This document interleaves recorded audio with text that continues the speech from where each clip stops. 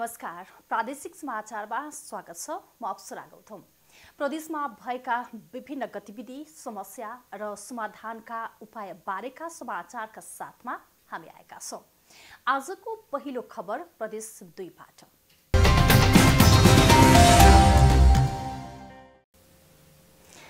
नेपालमा जारी रहेको लकडाउनले वीरगञ्ज स्थित सिर्सिया सुक्खा बन्दरगाहमा पनि काम प्रभावित भएको छ।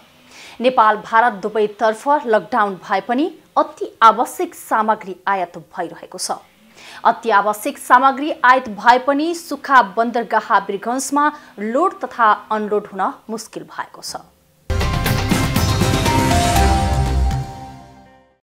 लकडाउनका समयमा पनि वीरगञ्जको सिर्सिया सुक्खा बन्दरगाहमा दैनिक 3 देखि 4 र्याक सामान नेपाल भित्री रहेका छन्। रेलमार्गबाट दैनिक सामग्रीहरू नेपाल भित्री रहे पनि ती सामान मालवाहक गाडीमा लोड हुन सकेको छैन।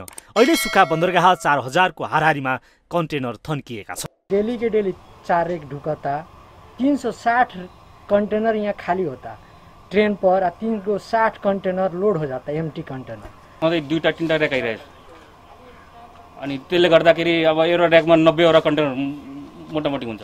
त्यसले गर्दा हाम्रो समस्या पहिला चाहिँ कन्टेनर रेलबाट झार्ने अनि लोड मात्र गर्ने। लोड तथा अनलोडमा प्रयोग हुने स्ट्राइकर समयमा काम लाग्ने अवस्थामा नरहेकोले गाडी लोड नहुँदा सुक्खा बन्दरगाह बाहिर गाडीको लामो लाइन लागेको छ। गाडी गएको दिन लोड नभएर भोलिपल्ट मात्रै लोड भइरहेको गुनासो छ। वीरगञ्ज उद्योग वाणिज्य संघका महासचिव माधव राजपाल पनि सुक्खा बन्दरगाहमा सामान लोड गर्न समस्या भएको बताउनुहुन्छ। ट्रेडिङ एजेन्ट र व्यापारी जसको जसको माल छ त्यहाँ आफै पुर्याउन चाहिरहेछ नि त त्यहाँ स्टेट। तर हिमालयन टर्मिनलले सबै काम द्रुत गतिमा भइरहेको दाबी गरेको छ। स्ट्राइकर मेसिन धेरै पुरानो भएकोले कहिले काहीँ बिग्रिने गरेको टर्मिनलको प्रतिक्रिया छ। मेरी मशीन ऑफ एंड ऑन ही खराब हो रही है। पूरे दिन में 7-8 घंटे कभी खराब हो गई तो हो गई, अदरवाइज इसके पीछे जो है मैकेनिक इंजीनियर सारे लोग यहाँ अवेलेबल हैं, वो काम कर रहे हैं। हिमालयन टर्मिनलले मालवाहक गाडी लोड नगरिदिँदा त्यसको असर राजस्वमा पनि देखिएको छ। रेलमार्गबाट नियमित सामान आइरहेको भए पनि गाडी लोड गर्न ढिलाइ हुँदा भन्सार जाँचपासमा भने गिरावट आएको छ। लकडाउनमा विभिन्न अब सिपिङ लाइनले र हिमालय टर्मिनलबाट नि छुटहरू पाउनु भएको छ उहाँहरूले। त्यो कारणले पनि अलिकति कम भयो कि भन्ने हामीलाई महसुस भएको छ। लकडाउनले अहिले प्राय कार्यक्षेत्रहरू ठप्प भएका छन्, जसले अर्थतन्त्रमा नकारात्मक प्रभाव परेको छ। अत्यावश्यक सेवा प्रवाहमा ढिलासुस्ती गर्नु गलत हो। आयातमा कोही कसैले ढिलासुस्ती गर्नु यो विपत्तिमा पनि मजा गर्नु भएकोले सबैले जिम्मेवारी वहन गर्नु अहिलेको जरुर खाँचो छ। माउन्टेन टेलिभिजनका लागि पर्साबाट क्यामेरामा ग्यासु मियाका साथमा राजेन्द्र सिंहको सहयोगमा जिल्ला ब्युरोको रिपोर्ट।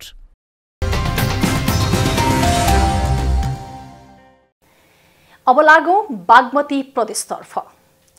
लकडाउनका कारण आम नागरिकहरू घरभित्र थुनिएको अवस्था छ। नागरिक मात्र होइन, नेता, कार्यकर्ता, जनप्रतिनिधि सबै घर घरमा नै क्वारेन्टाइनमा बसेका छन्। तर नागार्जुन नगरपालिकाका मेयर भने त्रासको प्रभाव नगरी जनताका सेवामा खटिरहनु भएको छ।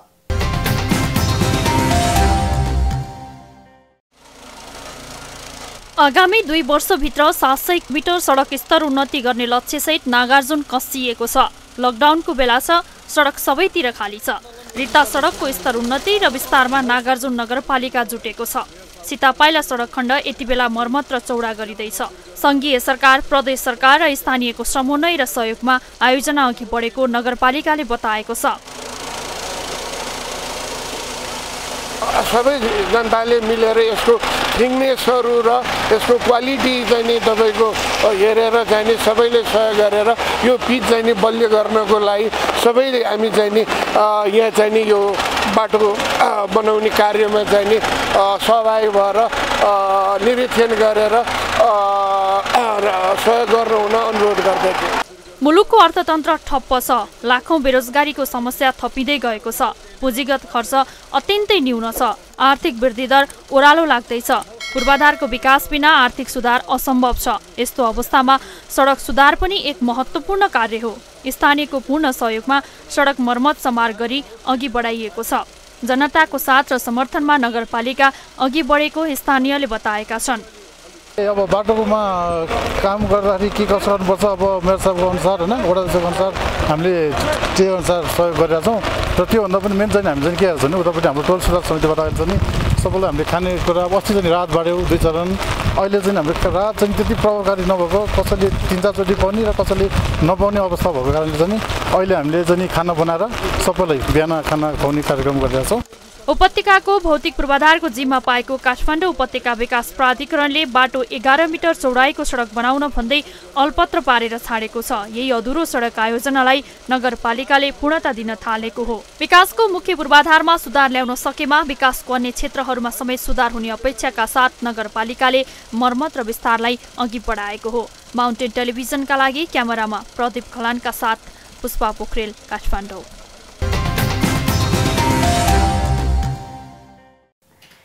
अब लागौं प्रदेश 5 को पाल्पातर्फ। लकडाउनका कारण राजमार्ग तथा सहायक राजमार्गहरू सुनसान रहेको समयमा पाल्पाका डिभिजन सडक कार्यालय र स्थानीय तहले राजमार्ग तथा सडक सुधारका काम गर्न थालेका छन्। सामान्य अवस्थामा व्यस्त हुने सडकमा यति बेला धमाधम मर्मत तथा सम्भार भइरहेका छन्। सडकहरू सुनसान भएपछि पाल्पामा यति बेला सडक मर्मत र सम्भार थालिएको छ। स्थानीय तह र सडक डिभिजन कार्यालय पाल्पाले मर्मत तथा सम्भार थालेका हुन्। पाल्पाका 2 मुख्य राजमार्गमा धमाधम सडक सुधारको काम भइरहेको छ। तानसेन नगरपालिकाले लकडाउन भएदेखि नै तानसेन तमघास सडक खण्ड र सडक डिभिजन कार्यालय पाल्पाले सिद्धार्थ राजमार्गको तानसेन बुटोल सडक खण्ड सुधारको काम गर्दै आएका छन्। तानसेन तमघास सडक तानसेनदेखि भैरवस्थानसम्म 1 लेनको सडकलाई चौडा बनाउने, साँगुरा मोड तथा घुम्तीहरू कटान गर्ने, विभिन्न स्थानमा टेवा पर्खा लगाउने, नाली काट्ने जस्ता कामहरू भइरहेको छ। 63 लाख रुपैयाँमा तानसेनको ढुङ्गाखानीदेखि भैरवस्थानसम्मको 3 किलोमिटर सडक चौडा पार्ने काम अन्तिम चरणमा पुगेको नगरपालिकाले बताएको छ। हामीलाई के लाग्यो भने जुन बेला लकडाउन भएको हुन्छ गाडीको आवागमन कम हुने, काम गर्नको लागि चाहिँ छिटो हुने र काम गर्न सजिलो हुने हुँदाखेरि हामी लकडाउनलाई प्रयोग। त्यति मात्र होइन, हामीले अहिले जुन एउटा बाटोको लागि पैसा छुट्याएको छौँ, समयमै पैसा सिद्धिएन भने, समयमा सम्पन्न भएन भने अरू पनि धेरै समस्या पर्ने हुँदाखेरि हामीले लकडाउनको अवसरलाई उपयोग गरेर हामी यो बाटो खन्ने काम गरिरहेका छौँ। तानसेन बुटोल सडक खण्डको गौडे पुल, कालीमाटी र चर्चरे क्षेत्रको सबैभन्दा जोखिम र खतरायुक्त घुम्ती तथा मोडहरूको कटानको काम भइरहेको छ। तिनाउ खोला, दोबान खोला र कचल खोलाको पुल निर्माणको काम लकडाउनमा समेत रोकिएको छैन।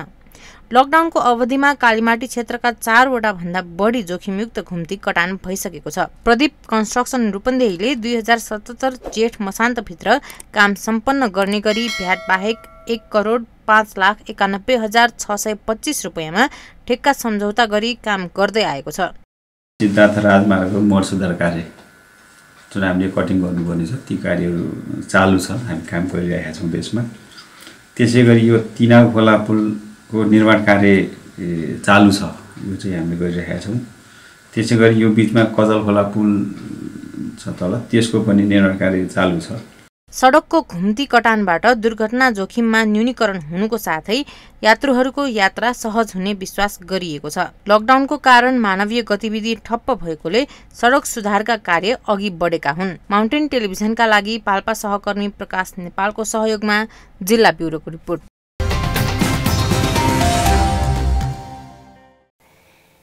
यति बेला देशमा लकडाउन छ, विद्यालयहरू बन्द छन्। विद्यालय बन्द हुँदा विद्यार्थीहरू घरमै छन्। घरमा बस्दा नियमित विद्यालय पनि रोकिएको छ। नियमित विद्यालय रोकिएपछि अभिभावक चिन्तित छ।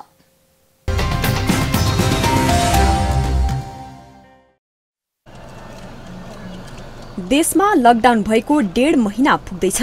मुलुक लकडाउन भएपछि शिक्षा क्षेत्र पनि ठप्प छ। शिक्षाको मुख्य गन्तव्य विद्यालय पनि बन्द भएपछि बालबालिकाको दैनिकी पनि फेरिएको छ।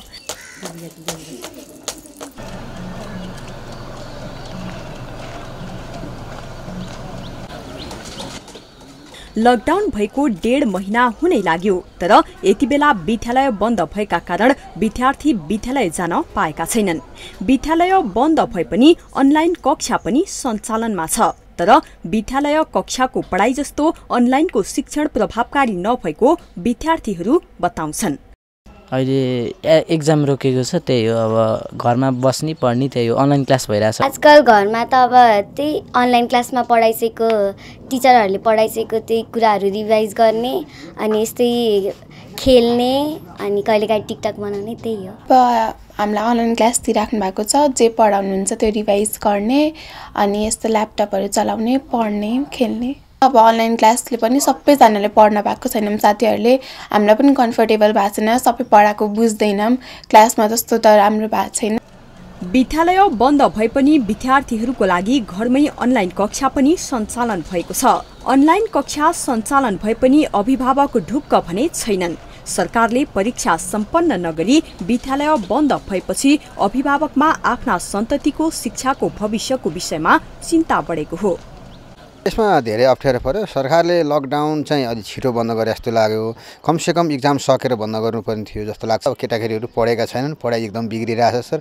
खेल्दै हिँड्ने यतात्यताहरू छ, पढाइ यसले गर्दाखेरि अलिक केटाकेटीको भविष्य अलिक गाह्रो होला कि जस्तो लाग्छ मलाई चाहिँ। सरकारले के गरिदिनुपर्छ भने अहिले चाहिँ बल्ल बल्ल स्कुलहरूले अथवा सरकारले नियम ल्याएर होला अहिले चाहिँ अलिकति अनलाइन क्लासहरू सुरु गरेको छ, त्यो चाहिँ अति राम्रो छ। यो अनलाइन क्लासलाई चाहिँ अलिकति बढी पढाएर अलिकति प्राथमिकता दिएर सबै केटाकेटीहरूलाई चाहिँ राम्रो गर्दै हुन्छ जस्तो लाग्छ। कुनै टाइममा टिभी हेर्छन्, कुनै बेला अनलाइन क्लास अलिअलि चलिरहेछ, कुनै बेला बुझियो भन्छन्, कुनै बेला बुझिँदैन भन्छन्, हल्का हल्का पढिरहेछन्। खेल्न कुद्न त्यति साह्रो पढाइमा ध्यानै छैन नि बच्चाहरूको। लामो लकडाउनका कारण शिक्षा लगायत सबै क्षेत्र ठप्प छन्। सरकारले बिना तयारी लकडाउन गर्दा बालबालिकाहरूको शिक्षाको भविष्य अन्योलमा परेको छ। बालबालिकाको शिक्षाले अभिभावक समेत चिन्तित भएका छन्। लकडाउनमा अनलाइन कक्षा सञ्चालन गरे पनि सबै स्थानमा यसको पहुँच पनि असम्भव भएकोले विद्यालयको शिक्षालाई सुरक्षित रूपमा सञ्चालन गर्न राज्यले ठोस योजना कार्यान्वयनमा ल्याउनुपर्छ। माउन्टेन टेलिभिजनका लागि शैक्षिक ब्युरोको साथमा प्रकाश जोशीको रिपोर्ट।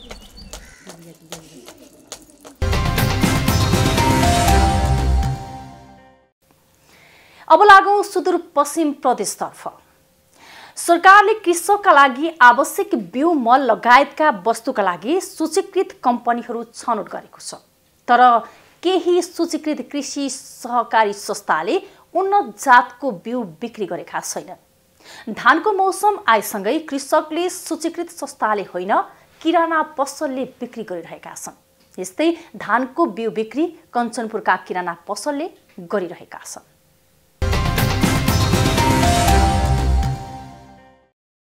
धानको बिउ बिक्री गर्नका लागि सरकारले निश्चित संस्था सूचीकृत गरेको हुन्छ। सूचीकृत संस्था वा कम्पनी बाहेक अन्यले धानको बिउ बिक्री गर्न पाइँदैन। तर कञ्चनपुरमा किराना पसलले धानको बिउ बिक्री गरिरहेका छन्। कञ्चनपुरको भीमदत्त नगरपालिका 8मा रहेको श्री सर्वोदय कृषक बहुमुखी सहकारी संस्था लिमिटेडले बिउ बिक्रीको जिम्मेवारी पाए पनि कृषकलाई बिउ उपलब्ध गराएको छैन। संस्थाले बिक्री गर्नुपर्ने बिउ किराना पसलले गरिरहेको छ। अब हामीले किसानलाई चाहिँ जानकारी नभइकन हाम्रो गाउँको यो सहकारीले चाहिँ बीज बाहिर वडाहरूमा लगेर बिक्री गरेको, पसलहरूमा लगेर बिक्री गरेको पाइएको छ। न यहाँ वडासित समन्वय छ, न यहाँ कृषिको हाम्रो यो कृषकहरूसँग समन्वय गरेको छ। यो आफू खुसी यिनीहरूले चाहिँ आफू खुसी गरेर चाहिँ यो कार्य भएको छ। सहकारी संस्थाले कुनै पनि सामग्री किनबेच गर्दा सूचना निकालेर र रसिद काटेर मात्र बेच्न पाउँछ। तर सर्वोदय सहकारीले भने न सूचना नै निकालेको छ न त धानको बिउ बेचेको बिल नै काटेको छ। सहकारी संस्थाको बिक्री डिपो निश्चित समयका लागि मात्र खुल्ने भएकोले कृषकको सहयोगका लागि बिक्री गरेको व्यवसायीको प्रतिक्रिया छ। धान उद्देश्य त के हैन, अलि भन्ने यो त धान मिल्ला छैन हैन, त्यो धान मिल्ला छैन। अलि उहाँ अलि के भने 1-2 रुपैयाँ आउला भनेर मात्र गरे ल्याए मैले हैन। बिल चाहिँ मैले अहिले चाहिँ उहाँबाट मैले खालि धान मात्र लिएर आएको होइन। बिल चाहिँ पछि ल्याउँला भनेर म उहाँसँगै त जानै पाएको छैन मैले। त्यो अनुसार मैले धानै बेचेको पनि छैन अहिलेसम्म। किराना पसलमा धानको बिउ किन्दा सहकारीको लोगो लगाएको भेटिएपछि खोज तलास गर्दा सहकारीले बेचेको पुष्टि भएको बताइएको छ। धानको बिउमा मनपरी भएपछि वडा कार्यालयले नियन्त्रणमा लिएको बताएको छ। कोरोनाको संक्रमणको अवस्थामा हाम्रो कृषि सहकारीले गाउँघरमा किसानहरूलाई सहज रूपमा बिउ बिजन वितरण गर्नुपर्ने अवस्थामा उहाँले चाहिँ सहकारीको कार्यालयमा हेर्दाखेरि गोदाममा हेर्दाखेरि 2 बोरा मात्रै बाँकी रहन लागेको, 12 कुन्टल चाहिँ हल्दोखाल ट्र्याक्टरमा लोड भइरहेको अवस्था। उता सहकारीले बिउको विषयमा जानकारी लिँदा गाउँमा धानको बिउ खपत नहुने भएकोले किराना पसललाई जिम्मा दिएको प्रतिक्रिया दिएको छ। लकडाउनको समयमा अफिस बन्द हुँदा सबै पदाधिकारी उपस्थित हुन नसक्ने भएकोले सूचना प्रकाशित गर्न नसकेको सहकारीका उपाध्यक्ष शिवराज जोशीको प्रतिक्रिया छ। हामी त उनीहरूलाई अहिले बिउ छान्ने टाइम पनि भएको छैन। हाम्रो यहाँ 10 गते भन्दा पहिले जेठको कसैले मतलब बिउ राख्दैन बेर्ना। त्यही भएर हाम्रो अब यो यसको लास्टतिर ज्ञान केन्द्रबाट पनि हामीले बिउ उपलब्ध गराउँदैछौँ। धानको मौसम सुरु भएको छ। कृषक धानको बिउको खोजीमा छन्। बिउका लागि सरकारले निश्चित कम्पनी र संस्थालाई सूचीकृत गरे पनि कृषि सहकारीले कृषकलाई बिउ उपलब्ध गराउँदैनन्। तर निश्चित किराना पसलले धानको बिउ बिक्री गरिरहेका छन्। यसर्थ बिउमा भएको अनियमिततालाई छानबिन गरी सूचीकृत संस्थाबाट मात्रै बिउ उपलब्ध हुने व्यवस्था गर्न जिम्मेवारहरूको कानमा बतास चलोस्। माउन्टेन टेलिभिजनका लागि कञ्चनपुर सहकर्मी पुष्कर भट्टको सहयोगमा जिल्ला ब्युरोको रिपोर्ट।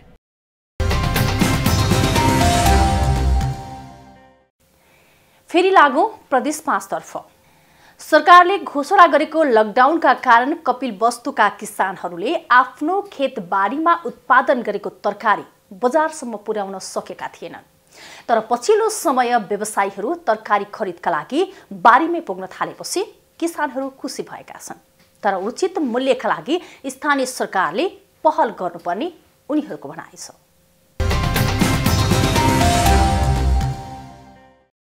कपिलवस्तुका किसानहरू लकडाउनपछि तरकारी खेतबारीमै कुहाउन बाध्य थिए।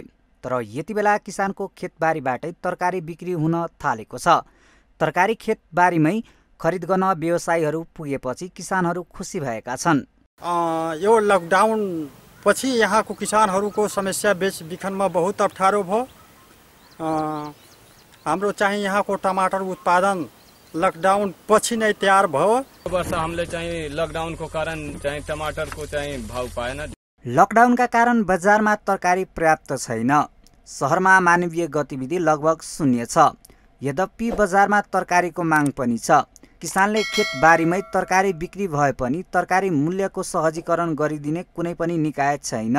खेतबारीमा पुगेका व्यवसायीलाई सस्तो मूल्यमा बिक्री गर्नुपर्ने बाध्यता छ। यसअघि प्रति केजी 30 देखि 35 रुपियाँ बिक्री भएको तरकारीहरूले थोकमा 13 रुपियाँमा बिक्री गर्नुपर्ने बाध्यता भएको किसानको भनाइ छ। गोदाम में जो है इंडियन तरकारी बहुत आवत है, बट टमाटर हमारे यही चौराहा चित्रादेही में व्यापारी लोग यही लावत हैं, 100 करेट लावत हैं सर। अब हमन के इतना बतावा जब बढ़िया जो है तरकारी उत्पादन के न बिक्री हो तो हमन के लिए क्या है बतावा जाए आप लोग। ये नाते से हमन के बहुत समस्या है। भारतीय तरकारी नेपाली बजारमा आउने भएकोले नेपाली तरकारीले बजार मूल्य पाउन सकेको छैन। भारतीय तरकारीले गर्दा नेपाली कृषकले मूल्य नपाएको गुनासो गरेका छन्। कृषकले बजार मूल्य नपाएकोले सरकारले किसानलाई उचित मूल्यमा बिक्री हुने व्यवस्था गरिदिनुपर्ने उनीहरूको माग छ। उत्पादन भएका तरकारीहरू केही खेर उत्पादन खान नपाएको अवस्थामा चाहिँ त्यहाँको स्थानीय निकाय कान्छी नगरपालिकाका प्रमुखको एउटा बैठकबाट हामी कान्छी नगर जिल्ला परिषद र केही सङ्घका साथीहरू मार्फत चाहिँ किसानबाट उत्पादित तरकारी उपभोक्ताका सुखद मूल्यमा पुर्याउने अभियान चलाएका थियौँ।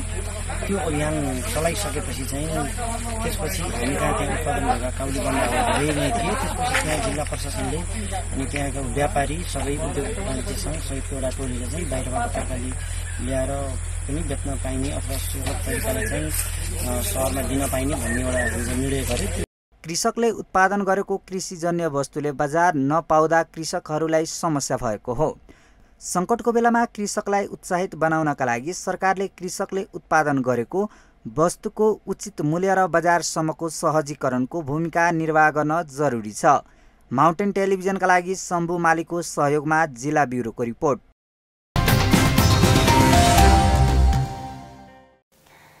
लकडाउन अवधिमा नेपालभर समग्र अपराधका घटनामा 90% कमी आएको छ। तर यस अवधिमा महिला र बालबालिका भने घर आसपासमै असुरक्षित हुन थालेका छन्।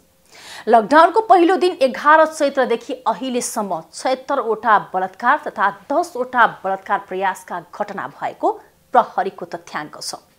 लकडाउनको समयमा जबरजस्ती करनी र घरेलु हिंसाका घटना प्रहरीमा धेरै दर्ता भएका छन्। कोरोना महामारी रोक्न विश्वका प्राय सबै मुलुकले लकडाउन गरेका छन्। नागरिकहरूको स्वास्थ्य र सुरक्षाका लागि गरिएको लकडाउनका समयमा अप्रत्याशित रूपले बढेका घरेलु हिंसाका घटनाले धेरैको ध्यानाकर्षण गरेको छ। नेपालमा यो अवधिमा प्रदेश 1, बागमती प्रदेश र प्रदेश 5 मा 16वटा बलात्कारका घटना प्रहरीमा दर्ता भएका छन्। प्रदेश 2 मा 12, सुदूरपश्चिममा 10, कर्णालीमा 9 र गण्डकी प्रदेशमा 6वटा घटना दर्ता भएका छन्। यो अवधिमा काठमाडौँ उपत्यकामा मात्रै 5वटा घटना भएका छन्। लकडाउन अघिको अवस्थामा बलात्कारका घटना औसतमा दैनिक 6वटा हुन्थे, तर कर्णाली प्रदेशमा पनि अहिलेसम्म यस्तो अवस्था नआएको बताउनुहुन्छ सामाजिक विकास मन्त्री दल रावल। स्थानीय प्रशासन पनि अत्यन्तै चुस्त दुरुस्त रूपले लाग्नु भएको छ। 10 जिल्लाका प्रशासन प्रमुखहरू, सुरक्षा निकायका प्रमुखहरू अत्यन्त राम्ररी लाग्नु भएको छ। किनभने हामीले यहाँ चाहिँ प्रदेश स्तरको जुन परिषदको बैठक पनि एकदमै फास्ट गर्ने, सानो सानो समस्या आउँदा बित्तिकै बसेर निरूपण गर्ने ढङ्गले नै बसेका छौँ। क्वारेन्टाइनमा आजका दिनसम्म भन्ने हो भने करिब आजका दिनमा पनि हाम्रा क्वारेन्टाइनमा 5000 को हाराहारीमा चाहिँ हाम्रा नागरिकहरू चाहिँ हाम्रा क्वारेन्टाइनमा हुनुहुन्छ। स्थानीय तहले बनाएका क्वारेन्टाइनहरू, प्रदेश सरकारले बनाएको क्वारेन्टाइन, स्थानीय प्रशासनले बनाएको क्वारेन्टाइनमा हुनुहुन्छ।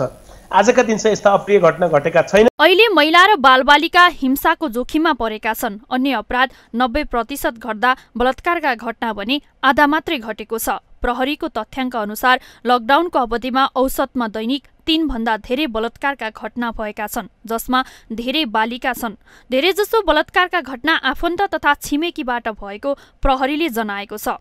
लकडाउनको समयमा परीक्षणका लागि क्वारेन्टाइनमा राखिएका महिलामाथि क्वारेन्टाइनभित्र नै हिंसा हुने गरेको पनि पाइएको छ, तर नुवाकोटमा भने त्यस्तो पाइँदैन। लैङ्गिक हिंसा खालको नगरपालिकामा मुद्दा आएकै छैन। मलाई लाग्छ त्योभन्दा अगाडि चाहिँ लकडाउनभन्दा अगाडि चाहिँ बरु केही मुद्दाहरू यो नियमित आउने केही खालका कुराहरू घरायसी गाउँका कुराहरूको समस्या लिएर आउँथे भने अहिले यो क्वारेन्टाइनको कारणले गर्दा मान्छे घरबाट बाहिर निस्किनु नपर्ने भएको कारणले हुनसक्छ झगडाका कुरा पनि आउँदैन, लैङ्गिक हिंसाका कुराहरू पनि आएको अवस्था छैन। इटालीकी एकजना महिलाले घर बस्दा अफिसको काम गरे भन्दै गर्दा उनका प्रेमीले पिटेको खबर पर्दा लाग्यो देशका फरक, महिला फरक, देश फरक, महिला फरक, समाज फरक, तर हिंसा खेप्ने महिलाको जमात अकल्पनीय रूपले ठूलो छ। साधारणतः परिवारभित्र जो बलियो हुन्छ घरको व्यवस्था उसको निर्णयले चल्छ र हिंसा हुने सम्भावना पनि उसैबाट हुन्छ। शिक्षा, विज्ञान तथा प्रविधिको प्रयोगसँगै धेरै कुरामा परिवर्तन आयो, तर आम मानिसको महिलालाई हेर्ने मनोविज्ञानमा परिवर्तन नआउँदासम्म महिला हिंसाका घटनामा कमी आउन सक्दैन।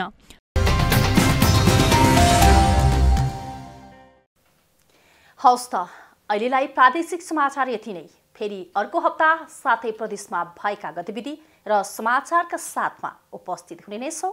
सत्य, तथ्य र निष्पक्ष समाचारका लागि हेर्दै रहनुहोला माउन्टेन टेलिभिजन। नमस्कार।